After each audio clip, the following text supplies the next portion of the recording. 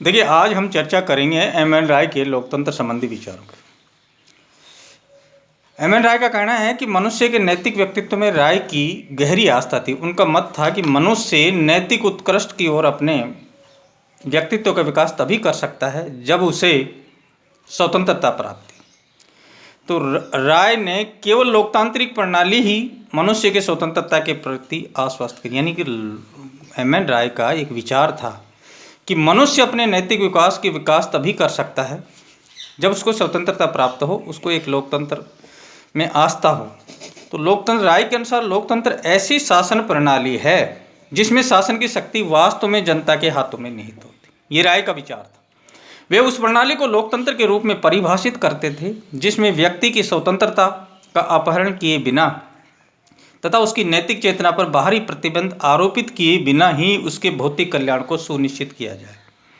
यानी कि व्यक्ति की जो आस्था है, व्यक्ति की स्वतंत्रता का अपहरण किया बिना और उसकी नैतिक चेतना पर बाहरी प्रतिबंध, किसी प्रकार का प्रतिबंध नहीं होना चाहिए, आरोपित किया उसके भौतिक कल्याण को सुनिश्चित। राय के मत में मनुष्य की नैतिक स्वतंत्रता के प्रति आग्रह, मनुष्य के भौतिक कल्याण के प्रति समर्पण लोकतांत्रिक शासन का मार्ग। यानी कि मनुष्य का भौतिक कल्याण, मनुष्य का नैतिक मार्ग प्राप्त, और इसी आधार पर उन्होंने एक तरह से लोकतंत्रात्मक शासन व्यवस्था का समर्थन किया है। लोकतंत्र की जो प्रणालियां वास्तव में लोकतंत्र के अनुरूप नहीं था, उनका मत था कि लोकतंत्र शासन प्रणालियों के कार्य कारण सिद्धांत में व्यवहार के मध्य असंगति। सभी लोकतंत्र की बात करते हैं, फिर भी कहीं भी हमें जनता के द्वारा शासन की प्रत्यक्ष दर्शन नहीं होती। यानी कि हम चर्चा जरूर करते हैं लोकतंत्र की कि लोकतंत्र शासन पर, तो उसमें जनता का कहीं कोई प्रत्यक्ष। वे संसदीय लोकतंत्र के आलोचक थे। उनका कहना था, राय ने लोकतंत्र प्रणालियों के व्यवहार की आलोचना की। उन्होंने रूसो जैसे राजनीतिक दार्शनिकों की भी आलोचना की जिन्होंने शासन द्वारा जनता की इच्छा पर अपने संस्थागत नियंत्रणों को आरोपण करने का सम्मान प्रदान। यानी उन्होंने संसदीय लोकतंत्र की एक तरह से आलोचना की।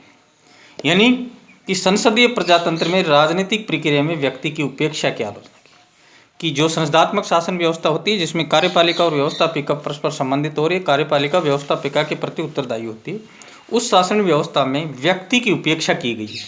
लोकतंत्र में शासन की शक्ति जनता में निहित होती। राय का आक्षेप है कि संसदीय प्रजातंत्र में लोकतंत्र की इस सैद्धांतिक अपेक्षा का निर्वहन नहीं हो पाता है। यानी उनका मत है कि संसदीय प्रणाली में व्यवहार में शासन की शक्ति जनता के हाथ से निकलकर कार्यपालिका के हाथों में केंद्रित हो जाती है।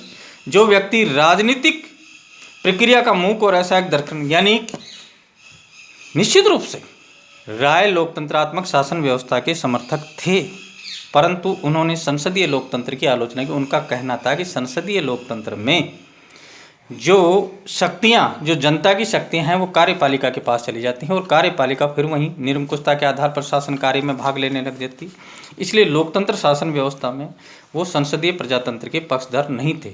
जनता की शक्तियों की जनप्रतिनिधि के प्रत्यायोजन की आलोचना, यानी जो जनता की शक्ति हैं वो जनप्रतिनिधियों में चली जाएं, इस शासन व्यवस्था के राय बिल्कुल खिलाफ थे। राय ने संसदीय प्रजातंत्र सहित प्रतिनिधि शासन की उन सभी प्रणालियों के इस पक्ष की गंभीर आलोचना की जिसमें जनता की संप्रभु शक्ति प्रतिनिधियों के हाथ में केंद्रित हुई। यानी जो जनता द्वारा निर्वाचित जो प्रतिनिधि होते हैं उनके हाथों में शासन सत्ता चली जाती है।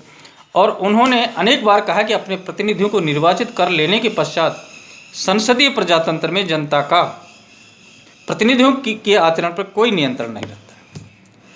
जनता ने प्रतिनिधि चुन दी और शासन सत्ता जनता के प्रतिनिधि, परंतु उन प्रतिनिधियों पर जनता का कोई नियंत्रण नहीं होता है। व्यवहार में जनता अपनी समझ शक्तियों के प्रतिनिधि का समर्पित कर देती है और वे जनता के सेवक बने रहने की अपेक्षा शासक बन जाते हैं।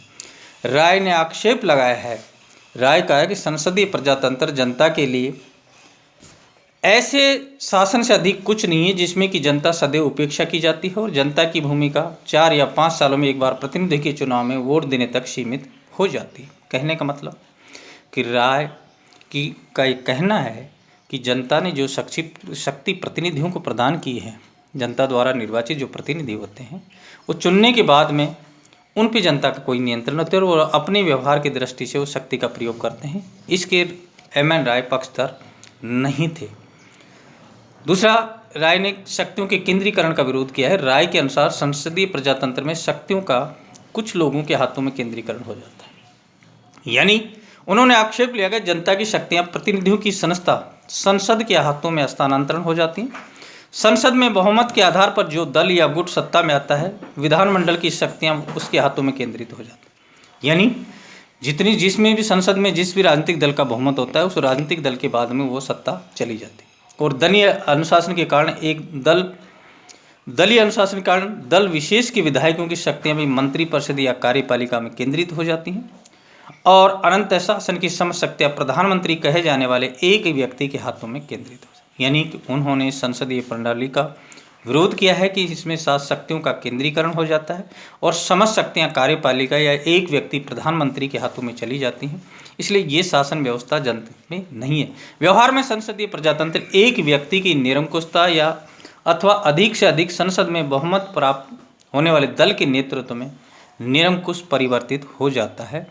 तो एम.एन. राय ने इन शक्तियों के केंद्रीकरण का भी विरोध किया है, संसदीय प्रजातंत्र का भी विरोध किया है। इसके बाद में संसदीय प्रजातंत्र में दल व्यवस्था की भूमिका की आलोचना। संसदीय प्रजातंत्र में जो दल व्यवस्था पर आधारित होता है, संसद में चुनाव दलीय आधार पर लड़े जाते हैं। संसद में बहुमत प्राप्त करने वाले दल की सरकार बनती। इस प्रकार दलीय व्यवस्था संसदीय प्रजातंत्र के लिए अनिवार्य है। राय आधुनिक प्रजातंत्र में दल व्यवस्था के कठोर आलोचक थे। उनका आक्षेप है कि दल व्यवस्था में वास्तव में प्रजातंत्र को बिल्कुल विकृत कर दिया गया है।